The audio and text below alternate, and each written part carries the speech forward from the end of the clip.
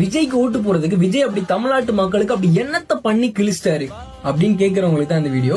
இந்த வருஷம் என்னுடைய ஓட்டு பாத்தீங்கன்னா விஜய்க்கு தான். அதுக்கு என்கிட்ட ஸ்ட்ராங்கான ஒரு காரணம் இருக்கு. என்ன காரணம் அப்படின்னு பாத்தீங்கன்னா, விஜய் தமிழ்நாட்டு மக்களுக்கு கொரோனா டைம்ல 1,30,00,000 கொடுத்து உதவி பண்ணிருக்காரு. சென்னையில வெள்ளப்பெருக்கு ஏற்பட்டப்ப 5 கோடி ரூபாய் கொடுத்து உதவி பண்ணிருக்காரு.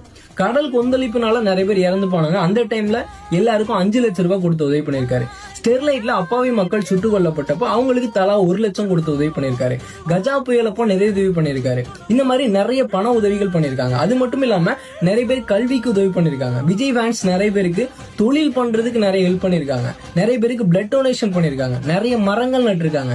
ஃப்ரீயா ஸ்கூல் நடத்துறாரு. அது மட்டும் இல்லாம தமிழ்நாட்டு மக்களுக்காக நிறைய போராட்டங்களை கலந்துட்டு இருக்காரு. இலங்கை தமிழர்களுக்காக போராட்டம், மீனவர்களுக்காக போராட்டம், ஜல்லிக்கட்டுக்கு அகேன்ஸ்டா போராட்டம், பண மதிப்பிழப்புக்காக அகேன்ஸ்டா பேசியிருக்காரு. அனிதான்ற ஒரு பொண்ணை நீட் எக்ஸாம்னால சூசைட் பண்ணி இறந்தப்போ அந்த பொண்ணை வீட்டுல போய் பாக்குறதா இருக்கட்டும். இந்த மாதிரி தமிழ்நாட்டு மக்களுக்கு அவர் பண்ண விஷயங்கள் நிறைய. நான் சொல்றது வெறும் 1% மட்டும்தான். ஒரு மனுஷன் சினிமால நடிச்சிட்டு இருக்கும் போச்சுலயே தமிழ்நாட்டு மக்களுக்காக இவ்வளவு உதவி பண்றான் அப்படின்னா, அந்த மனுஷன் கையில பவர் கிடைச்சதுன்னா என்னெல்லாம் பண்ணுவான் அப்படின்னு எனக்கு தெரிஞ்சுக்கணும்னு ஆசை.